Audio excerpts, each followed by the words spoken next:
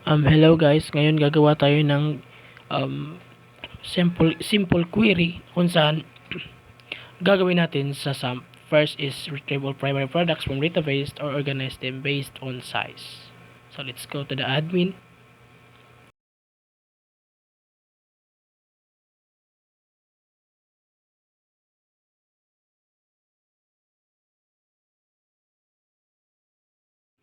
Piliin natin yung database na gagamitin natin.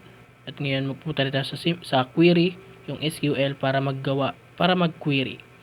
Ngayon first is select and then kunin natin yung product name which is pro name and per size which is the size per size, and then pro name din is kukunin natin from front product which is doon nakalagay yung mga products, and then i-group natin sila so that mag-fetch sila ng sabay, and then group by, and then tatawagan ulit natin yung pro name para mag-group sila, and then size ulit per size. Next is the order.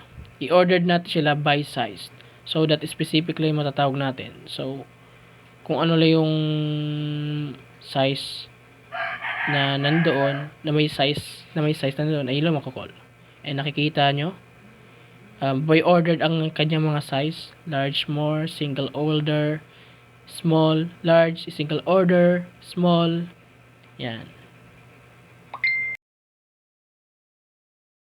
Next is obtain product sets expired in August from product table. Ngayon, punta ulit tayo sa SQL, and then let's go para mag-query ulit ng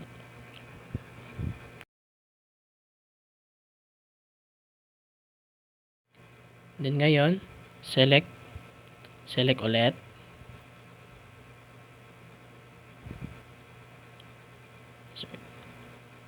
Select ulit. And then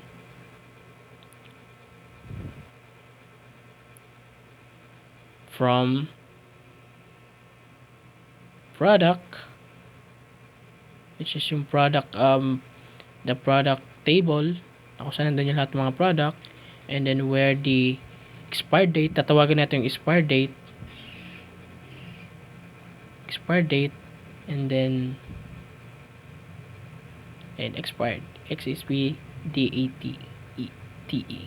expired date, and then specific na expired date ang tatawagin natin, which is yung 2023, between dalawa kasi siyang October ay August doon. So tatawagin natin yung 2023 and August 1, and then which is yung pinaka last ng August 2023, 08 and 31. At go na natin guys. Kung nakikita ngayon, nakita lahat ng mga product contents, lahat ng nalaman ng product. At the same times, naka-call din doon yung naka-specific doon yung mga August, may expiration na August. And then next naman is i-calculate natin yung lahat ng mga sales sa product cart.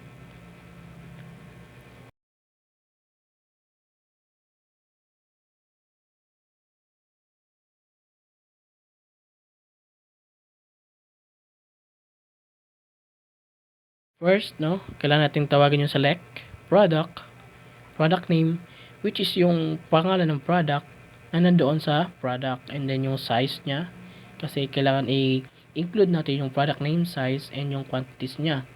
And then product quantities, kailangan natin itawag kasi include daw dapat. And then comma, and then i-call natin yung quantities,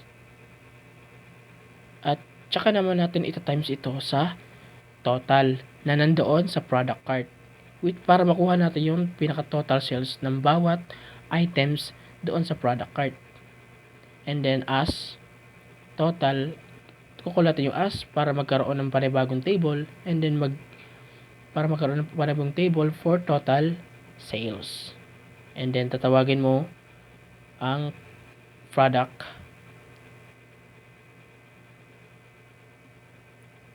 Tatawagin mo from product cart. Ngayon kung nakikita nyo guys, nakita yung product name, size, product quantities, at yung total size, total sales rather. Ayan. Next is retrieve all records from sales tables and group them by date. I-group sila by date, guys. And then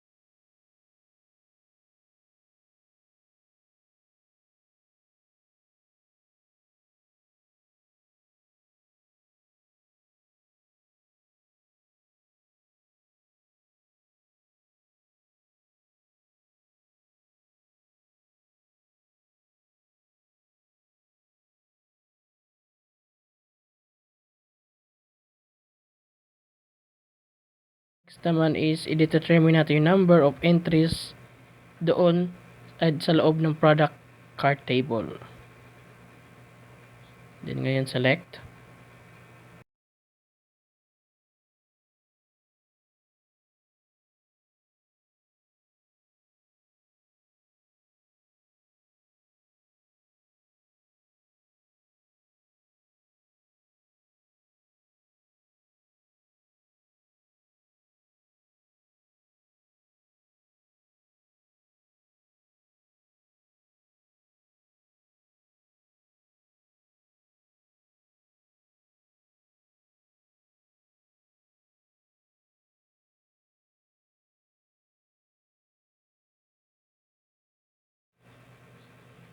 At ayan, na-determine na natin ang nilalaman ng product cart. At yun lang guys. Salamat!